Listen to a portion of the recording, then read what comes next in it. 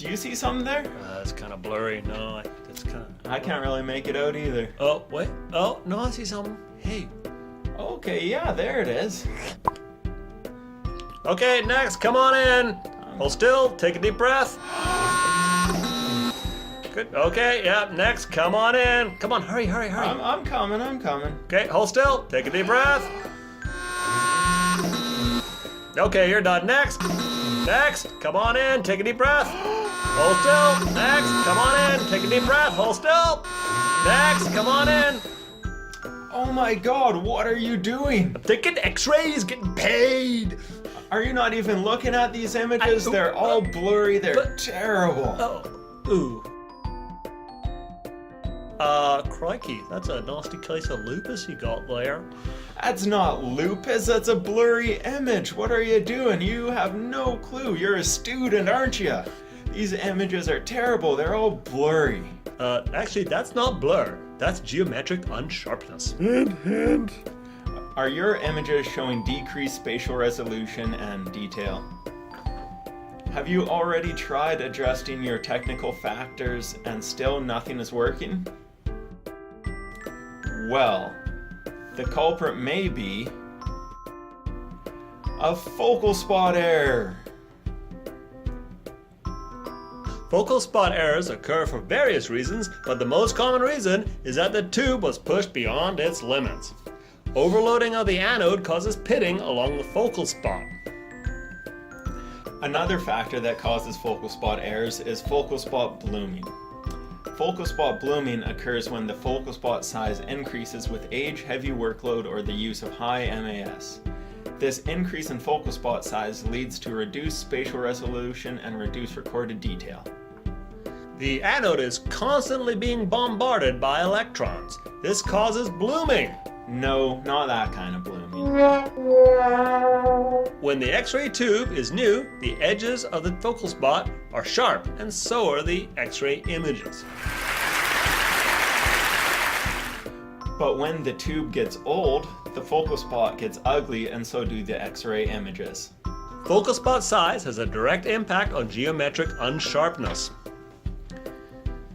So, we need to measure the focal spot size to see if the effect it has on image geometric unsharpness is within acceptable limits.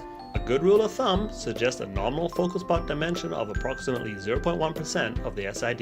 And since you can't measure the actual focal spot size, you need a device to measure it.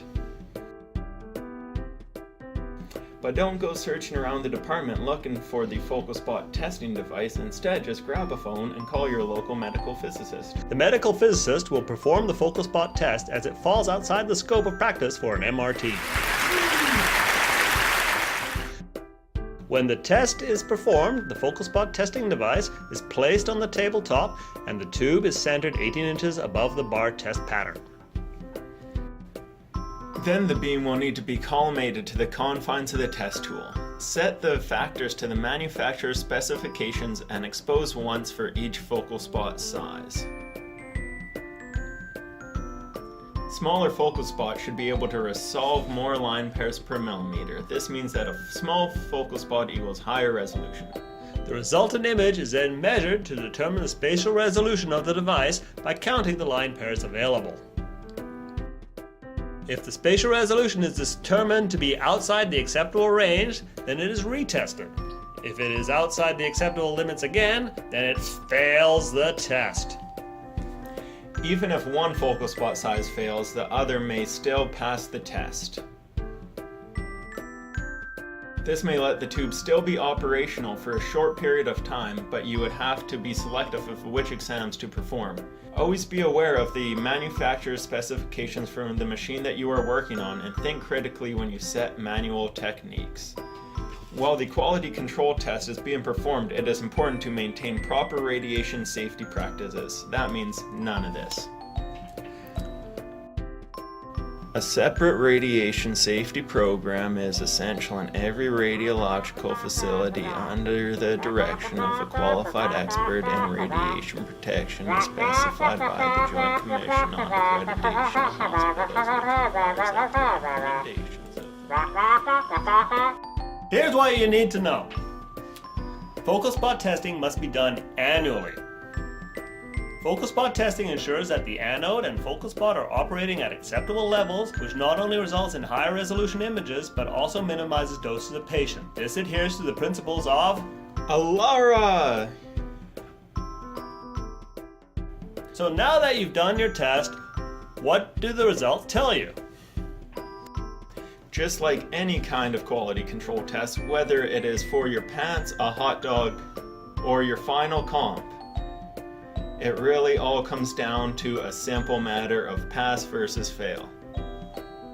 If it passes, the X-ray focal spot is not the problem. Find another reason why your images are blurry. If it fails, well, now what?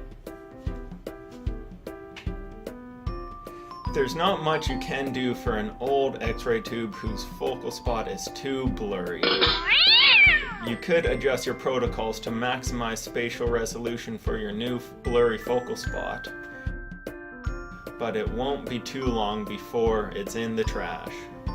But don't worry, Mrs. G. Hey y'all! And Mr. Siemens Wiener Schnitzel. will be happy to sell you a brand new X-ray system. As long as you got lots of money. The importance of focal spot testing. Through the simple use of calibration test tools, you'll get less of this and more of this. And the radiologist from this into this. Yay, focal spot testing!